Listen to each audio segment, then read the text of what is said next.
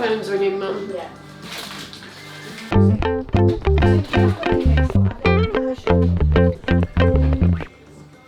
Instantly spilled coffee all over myself.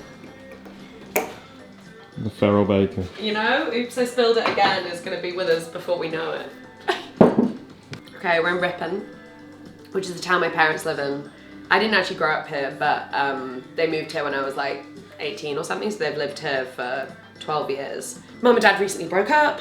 They have 2 new houses. This is my mum's.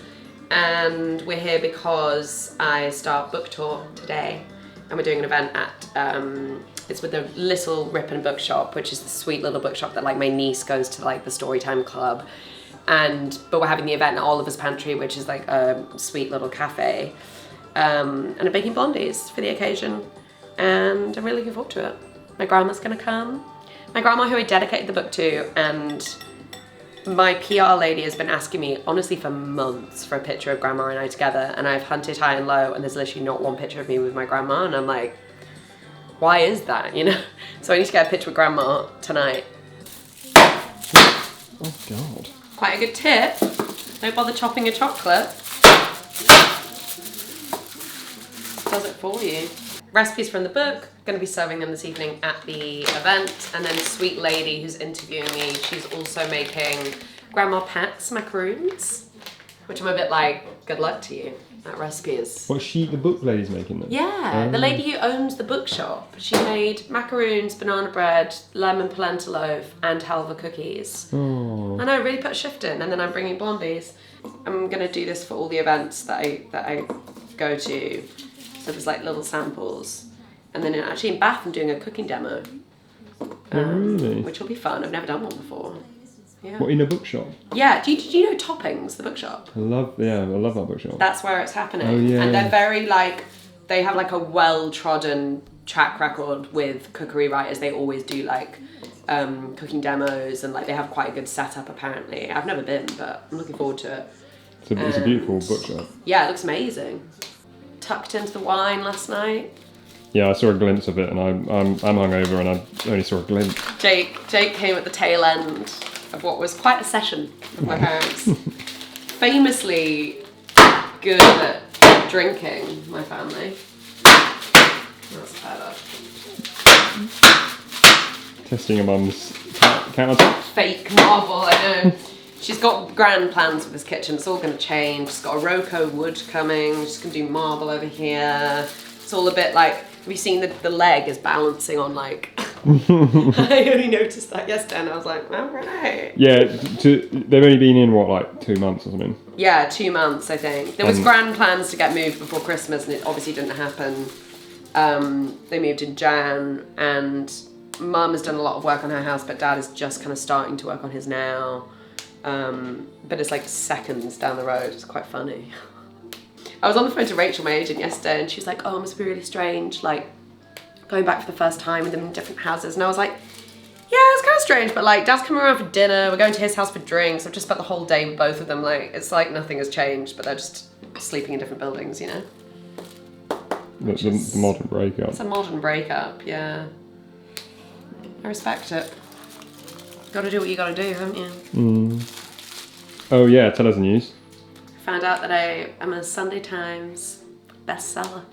That is huge. It was a big deal, and it was very like, I've talked about this before, but like no one understands how few books sell. Like how many books you need to sell to get onto that list is generally around 1,000, which just sounds like nothing. But in order to sell 1,000 books, the level of effort and work required is shocking. You just think that they'd fly, but it's hard to sell a book. And anyway, I was like, I had it as a goal in my head. I was just like, I really would like for that to happen, because if you're gonna do something, like do it right, you know, and like have a goal. And then I just thought, this isn't gonna happen. I knew kind of where my pre-orders were at. I had like 700 pre-orders maybe in the week running up to publication. And I was thinking, okay, like you didn't do it. You're not a bestseller, but that's okay. You wrote a good book, and like it's a beautiful thing, and you should just be proud of it anyway. But I'm very ambitious and hard on myself, so I was actually kind of crushed. And I was on the train to Ripon this morning, yesterday, and I knew I would find out, because it's a really weird system. It's like Nielsen, who are the people who track book sales, basically do it Sunday to Saturday or something, and then you find out usually on a Tuesday what the charts are. But because of the bank holiday, we found out on the Wednesday. So I was thinking Tuesday, and then I was like, well, I haven't heard anything. I obviously didn't chart. I'm on the train, and then my agent texts me, and she's like, you charted at number 18 in all non-fiction hardback. And I was like, is that good? I was like, do I cry? Like, do I give up hope now? Because I was like, that's non-fiction hardback. But then the charts are broken down into like sections, and weirdly, cookery goes into manuals, which includes colouring books, golf guides, a fucking guide to the BBC proms. Like, you're in this category with actually like a lot of other things that are not cookery.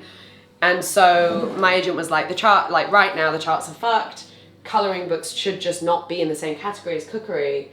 And so she was like, if that weren't the case, you would definitely chart. And I was like, wait, so what do you mean? There's still a chance I might? I was like, do we know or do we not know? And the signal wasn't very good. So it was like, I was getting all these mixed messages. And then eventually she sent an email to my publishers being like, Rosie's number 18 in hardback fiction. Isn't that great? To kind of prompt them to like, tell me what's happened. And then the managing director of the whole imprint replied and was like, CCing in Nat, head of sales, deep breath, ... And as I got that email, the train pulls into Thirsk station, and I'm like, ... And I like get off the train. Mum has no fucking clue. So she's like, Rosie, get into the car. She's telling me all about her parking. Like, you know, she's like chewing my ear off about some arrangement with someone. And I'm like, actually, Mum, I'm quite distracted. I just need to keep an eye on my email. And then Nat replied, and it was like, congratulations, Rosie. In for Dinner is a Sunday Times bestseller. You did it. And then at this point we're driving, and I just literally wept in the car. Like, just the relief. I was like, I just broke down and cried for so long. Couldn't believe it. And then I texted a screenshot to Jack, and like he called me straight away, and then we were just like laughing on the phone together, and he was like, I'm so proud of you. Aww. It was very sweet. And so anyway. So to get that, you have to be in the top 10 of that thing. Yes, and I was number 10, which probably means, like, basically my friend Ellie wrote a novel a couple of years ago, and she was a completely unknown author, but she had this big book deal with HarperCollins, and it was very much HarperCollins' like new fiction of the year. Like, they decided to really like champion it. And so I was thinking, like, Ellie's gonna be fine, you know, like. But as it got closer and closer to her publication week, she was like pushing and pushing and pushing. And I remember she sent me an email with a subject line, can you help?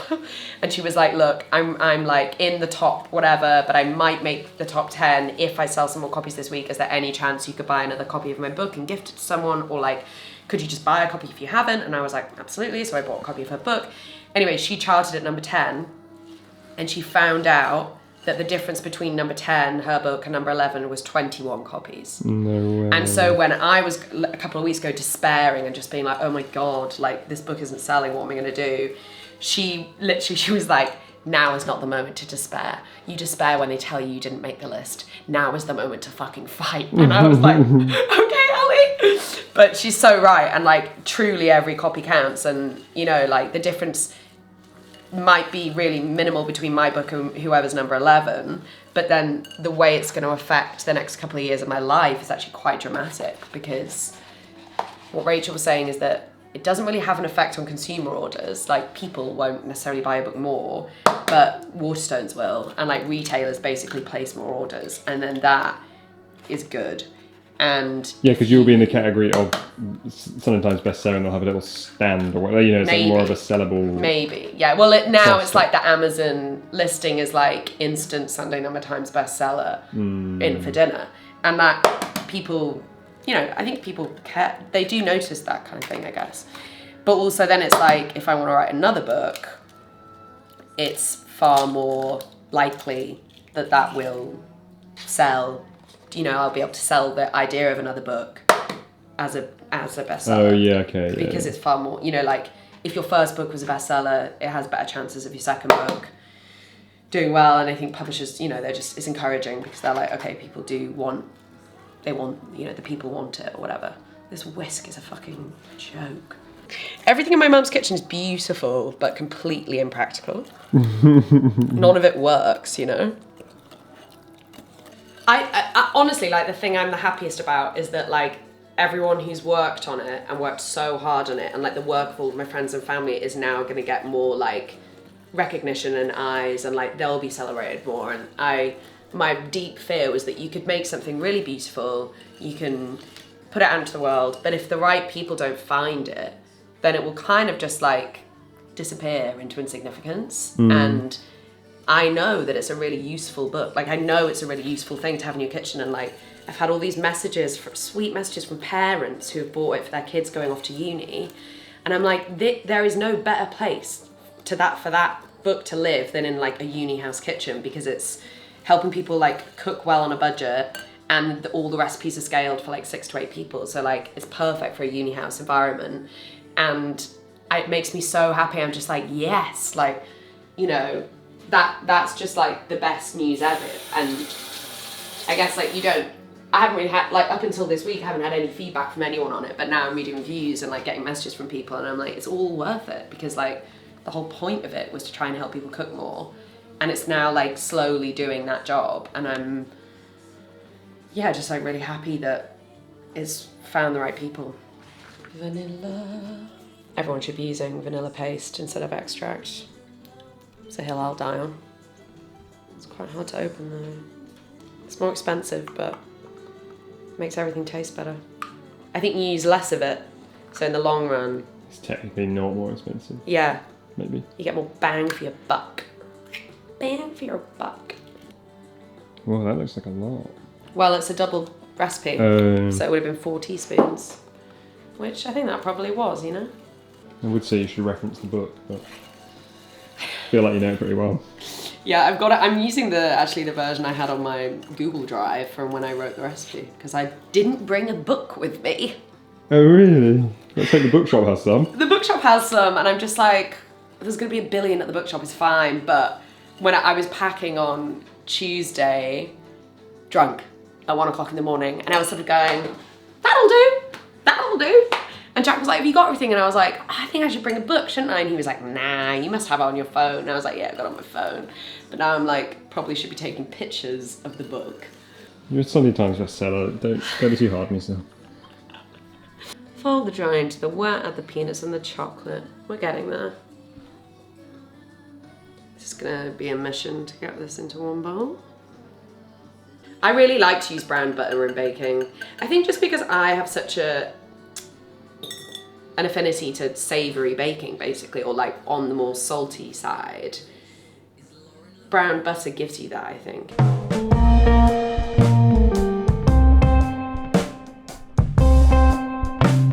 Agnes asked me yesterday why I'm not a mummy yet. She was like, are you a mummy? And I was like, no, I'm not. Why? And I was like, well, I just haven't had a baby yet. Why?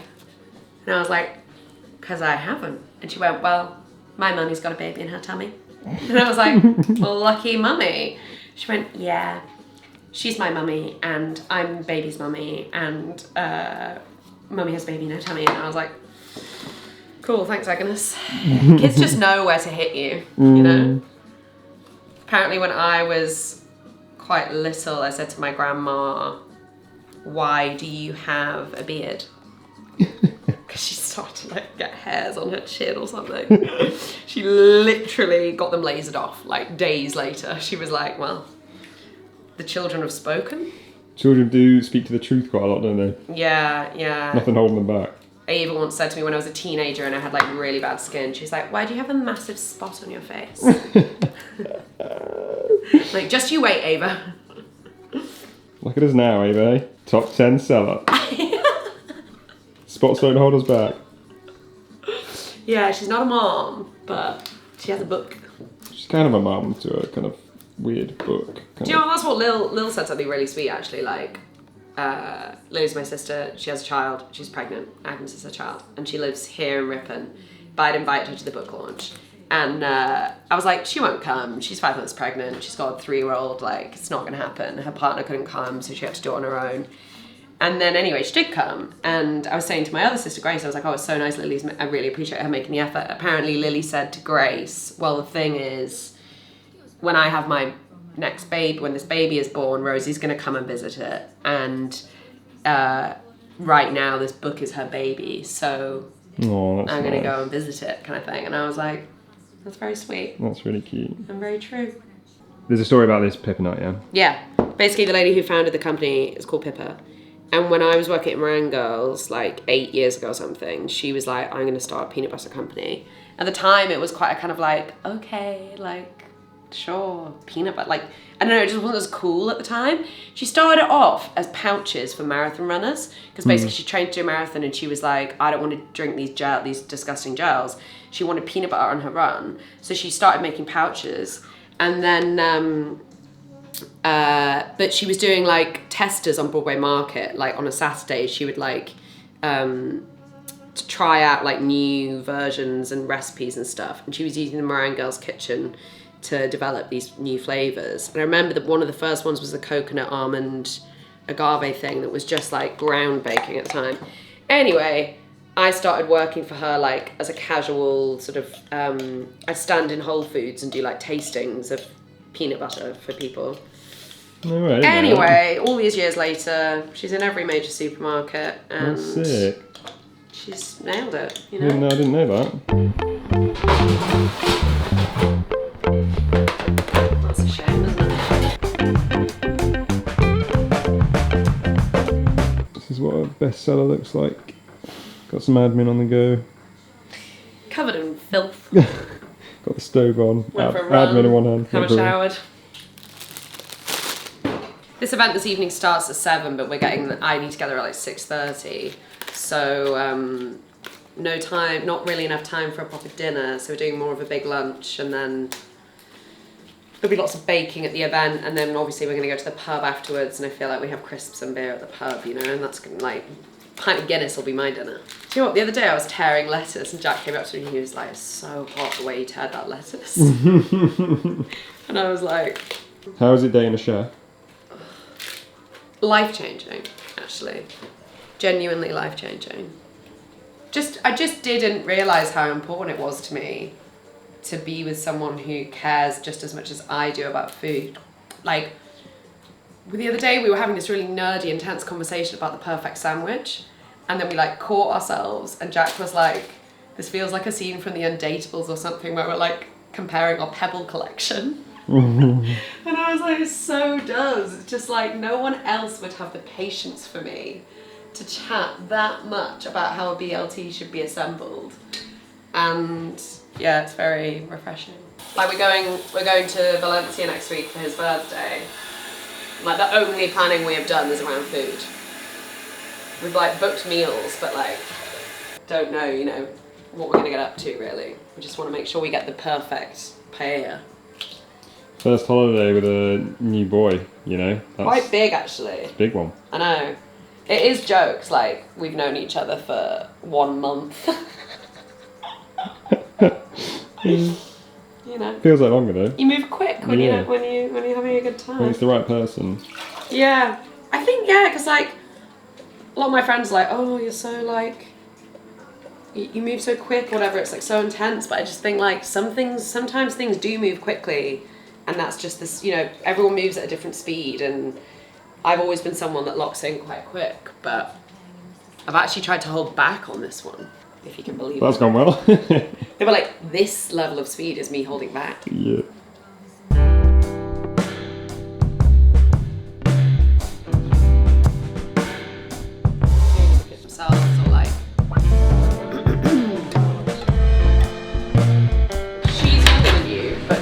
Behaves like a boomer.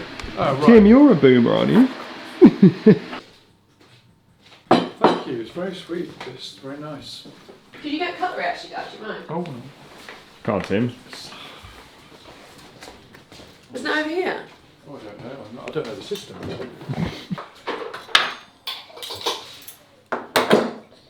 How does it feel being front of house for this operation? I'm just a tester. What do you mean a tester? I'm testing the food, make sure it's okay. I see. Tough job that. I mean, Mum made the tomato sauce and the pesto was shop bought, so it's not exactly. Oh, Well, inside still scoop. Keep an eye on those shop bought people. It would not be my style, but I'm a guest here.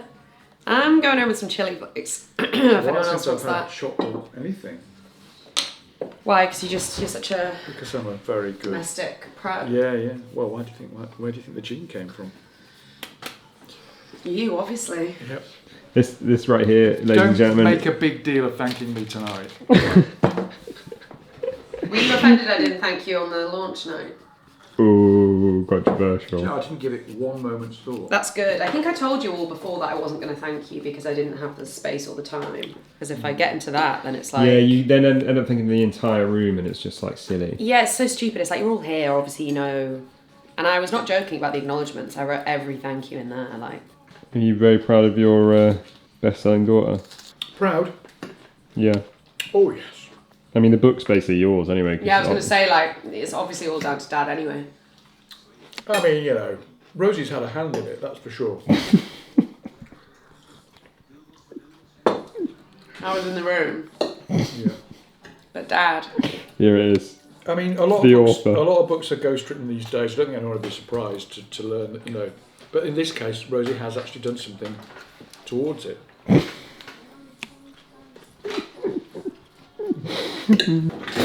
Well, the joy of a dishwasher. You being sarcastic? Yes. No. You don't have one? No. Do you want one? Yes.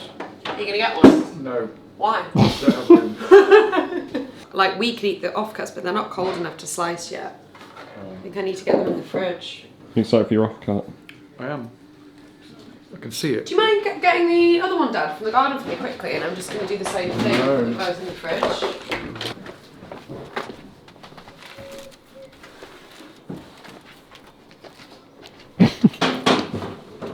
Here's one I made earlier.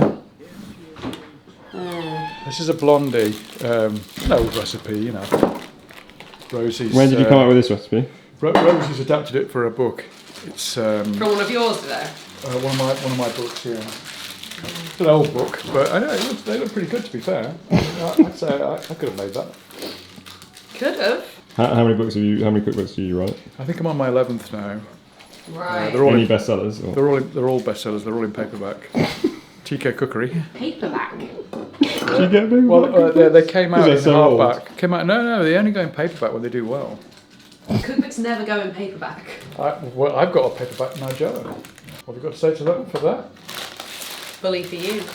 I mean, there's nothing like a cake straight from the oven, is there? And I think because they're end pieces, you get more chew. Feeling fresh and ready? Yeah, I do actually. Had a little nap. It was difficult with the builders. I was going to say, I don't know how you got to sleep. It was so. The drilling was like right above my head. But do you know what? In a weird way, it was reminiscent of the warehouse. Yeah. Because I used to try and nap there all the time with builders in. Anyway, it was fine. I did snooze. I had a bath. I feel anxious about the work I haven't done today that I should be doing. I feel like ever since the launch party, I've just been really unproductive and unproactive on like actual everything else, like other work. Yeah. Because I've just like ran out of steam.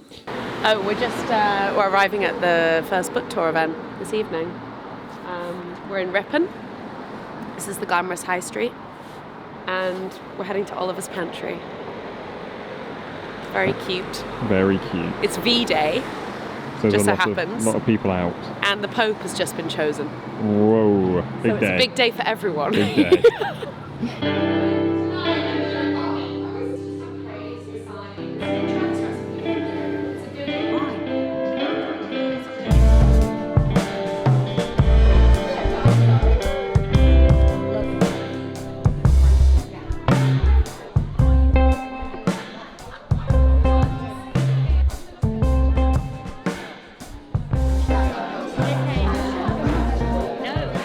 I'm not happy. I don't make any money. I can't get out of bed in the morning to do the thing I'm meant to be doing. And I was dating someone at the time who's a musician, and he was also broke, but he would just like spring out of bed, skip to the studio, you know, to like just write a song. And I thought, God, like I need to feel that way about what I'm doing, and I really don't. And so I sort of just asked myself, like, what is the thing that really makes me happy? And it was quite clearly food. I was like, I go to bed thinking about what I'm going to make for breakfast in the morning, and I'm like making breakfast thinking what we're going to have for lunch. And then, like on my birthday when I turned 29, I invited like 36 of my friends around for dinner, which like most people I think would rather like poke their eye out than do that. But like for me, it was just like the only way I wanted to spend my birthday was like cooking and feeding people. So I sort of accepted that, and I was like, I think it's food, and I think I just need to like put all of my energy into that and try and make some sort of life out of it. And I don't really mind if it's not like a great success. I just need to feel happier, and I need to like enjoy my daily life. People can be quite scared about putting salt in bacon. Yeah, I'm quite scared. Yeah, because it feels wrong. But in the same way that you might add a teaspoon of sugar to a tomato sauce to balance the acid, adding salt to your bacon, I believe, makes it more delicious. But I wrote this book in the way that I hoped people would adapt recipes and make them their own. So I think, if you don't want salt in your loaf cake, put salt in everything else. Yeah, but like, take out the bits you don't want, But quite frankly, that was the one that didn't work very well. So, thank you all for coming.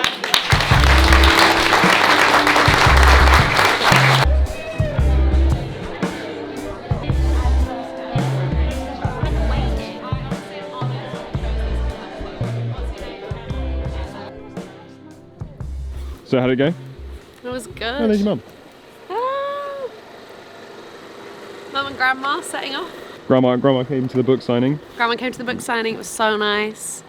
She hadn't actually seen the book before, which... Oh, that's cute.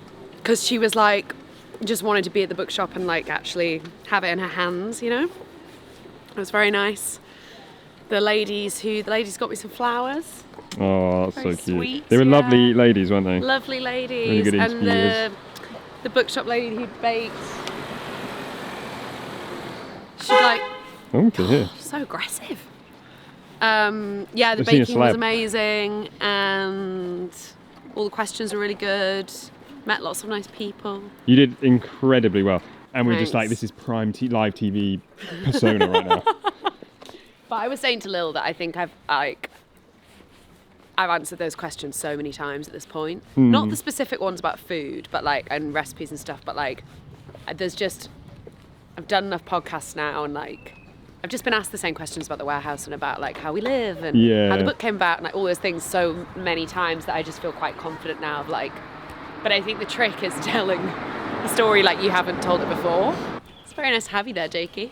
It was nice to be there. Yeah. It was a packed little Oliver's little Pantry. venue. Oliver's Pantry Nice was and packed. popping up. And here we are now at the legendary One-Eyed Rats. Go for a pint.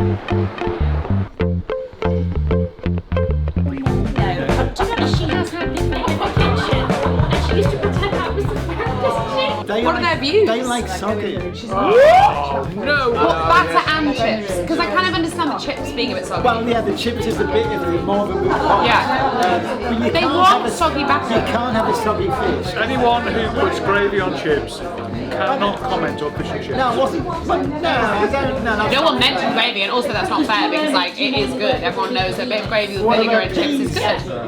peas. But you're okay with curry sauce? It's a derivative. I don't mind it, but it's not traditional.